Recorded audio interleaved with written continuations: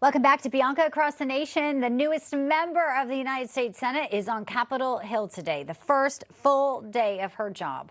It is Republican Darline Graham of South Carolina says she aims to complete some of her late brother Lindsey Graham's work.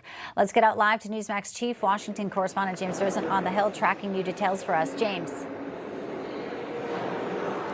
Bianca, good afternoon. This is breaking just minutes ago. After a long period of time on the Senate floor, conversing with her fellow senators, Katie Britt and Tim Scott, also of South Carolina, Senator Graham then emerged from the Senate floor to the second floor area of the Capitol building. That's effectively right off the Senate floor, and that's where our congressional producer, Newsmax's Andy Shea Napier, was staked out, had a brief period of time with the senator and two of her aides, one of them a communications aide who made it clear politely that the senator wouldn't be making any public comments today.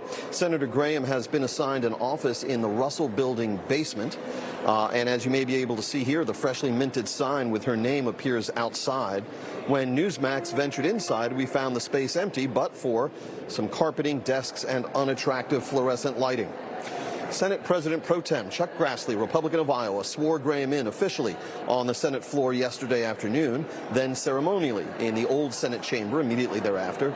Ms. Graham is not expected to seek election in her own right in the special election call for August 11. So far as is known, the freshman is working with her late brother's staff and assuredly a large reservoir of goodwill, not least among those South Carolinians who served alongside her brother. I'm really grateful for her success, and I think that's very fitting. And I'm very grateful for Governor Henry Master to make this selection, because there could have been all kinds of political considerations made, but this is one that's very respectful of the Graham family and very respectful of the voters of South Carolina who voted for a Graham to complete a 6-year term. Senate Majority Leader John Thune, Republican of South Dakota, has said leadership will try to accommodate Senator Graham's interests, but it is hardly foreordained that she will assume all of her brother's committee assignments. Ms. Graham has enjoyed a distinguished career serving on public commissions and boards in the Palmetto State, but she is not a lawyer.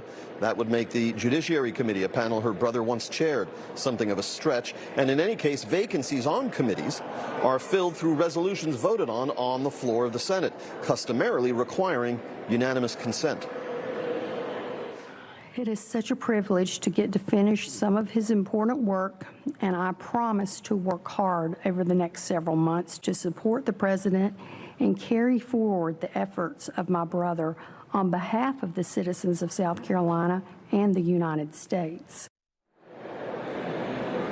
If there is one issue on which the late Senator Graham was working at the time of his death, and which observers would expect the new Senator Graham to focus with some intensity, it would be the sanctions package that Lindsey Graham was developing, which would target the Russian leadership and Russian oil and gas sectors, including potentially stiff tariff penalties for major consumers such as China, India, France, and Japan. Indeed, a version of that legislation was introduced in the Senate yesterday and attracted some 26 Senate co-sponsors by day's end. The White House has signaled it's on board, and House leadership said it will tee up its version of this legislation next week. Bianca.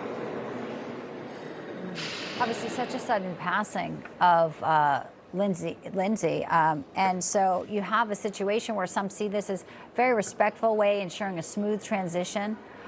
They were extremely close. He, took her, basically made sure he was giving her his military benefits after their parents died. He really raised her. She was so young. But then there's others who say, well, this reinforces sort of a perception of political insiders.